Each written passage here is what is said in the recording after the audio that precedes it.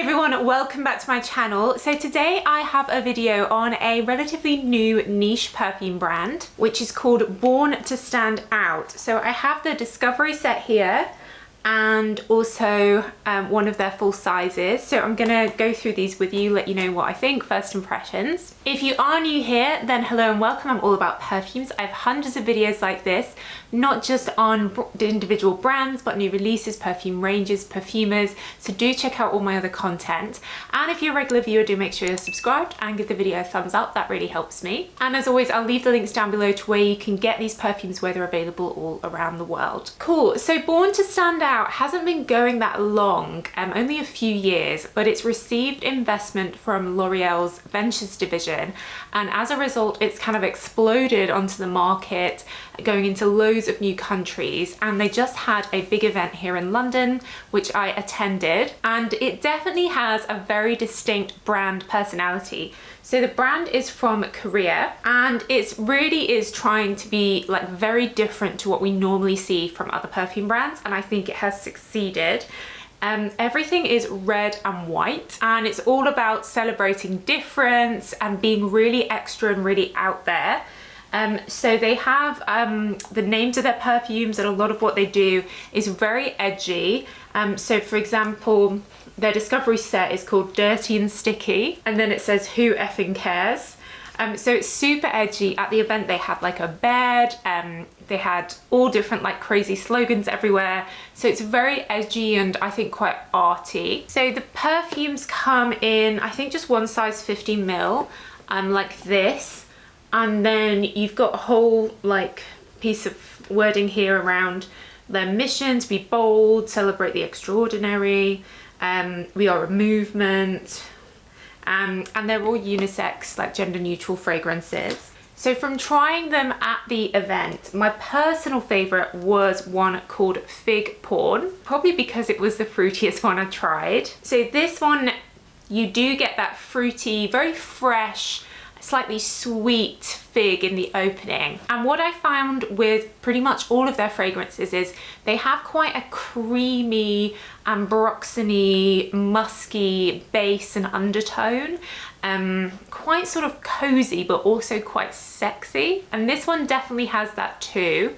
So ambroxan, if you've tried things like Juliet Has a Gun, Not a Perfume, the molecule fragrances, it's a ingredient that's supposed to like recreate the smell of skin, and it's just quite soft and musky and creamy. So as it settles, I get more of that like musky ambroxan, but the fig does remain, like there is still a bit of fruitiness there. So here in the Discovery set, so that's cool. So you get like little tester strips with the names of the different perfumes. So let's use that. So this first one is called Angel's Powder. So this is one of those perfumes that reminds me of the smell of rice. I also get some heliotrope, and it's certainly powdery. It's a little bit like the smell of makeup, a little bit like a sweet, quite young makeup type smell. It says it has cotton candy in as well, which I kind of get. I do get that very like sharp sugariness. For me, this smells quite young, very sweet, like fairground, quite unusual. There's not many perfumes that I've smelled that are like this. Yeah, it does remind me of cotton candy mixed with some heliotrope, but quite sharp and sweet.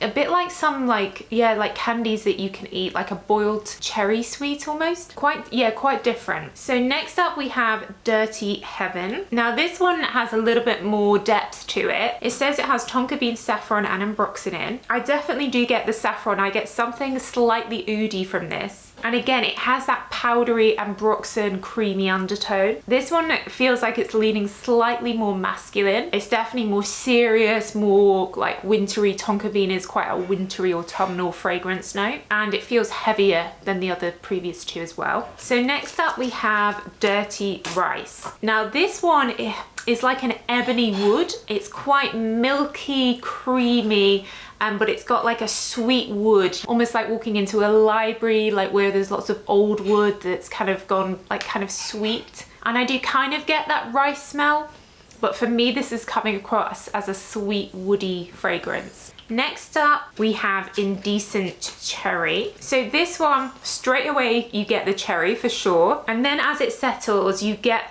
again, that creaminess, that depth, slightly amberiness. It's quite a serious cherry. Sometimes cherry fragrances can be very light and joyful. This is definitely more serious. You've got a bit of an almond note in there, which is often combined with cherry, like in Le Petit Robe Noir from Guerlain. And it says it has strawberry, and I don't really get strawberry, I get cherry. Cherry is definitely a stronger perfume note than strawberry, so that's probably why that's coming through more. But it is certainly a cherry perfume.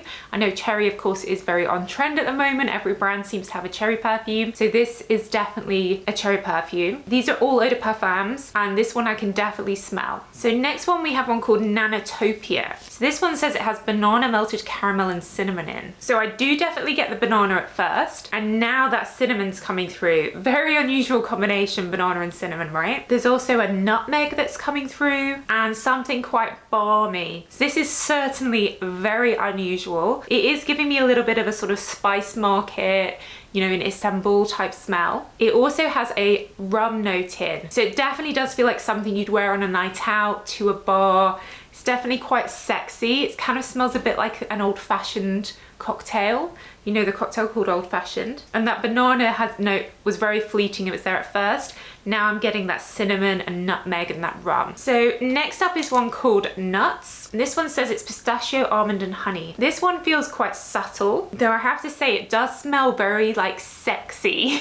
It's sweet, it's close, it's like skin-like, creamy. It does feel like quite a, like probably this one of the most like sexy of all of the fragrances. And this is a very like sexy brand for sure. It's subtle. It almost feels like you're not wearing a perfume. It's like you know, you've got a sort of almondy, vanilla-y body cream on or something. It's that sort of skin type smell. Quite different, quite unusual. If you're looking for something that like doesn't smell like you're wearing a fragrance, it just smells like you're kind of interesting and sexy, this could be quite good. Then lastly, we have one called Sugar Addict. It says sugar, cacao and vanilla. So again, this one feels quite subtle, quite creamy and skin-like, but sweeter, and I'm getting the vanilla for sure. This one feels a little bit more girly, sweet. And then as it's developing, I'm getting a hint of something spicy, like a cinnamon, sort of spices, and a little bit of a more like ambery base. So again, very different, like sugary and spicy isn't something we see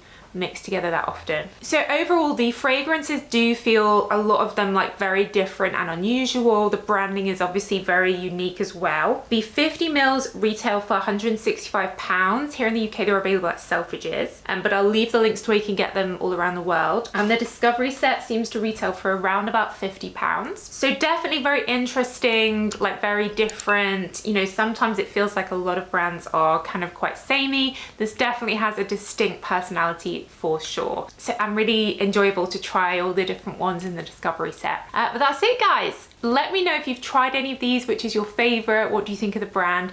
Let me know your thoughts in the comments below. But that's it. So thanks so much for watching as always, and I'll see you in the next video. Bye.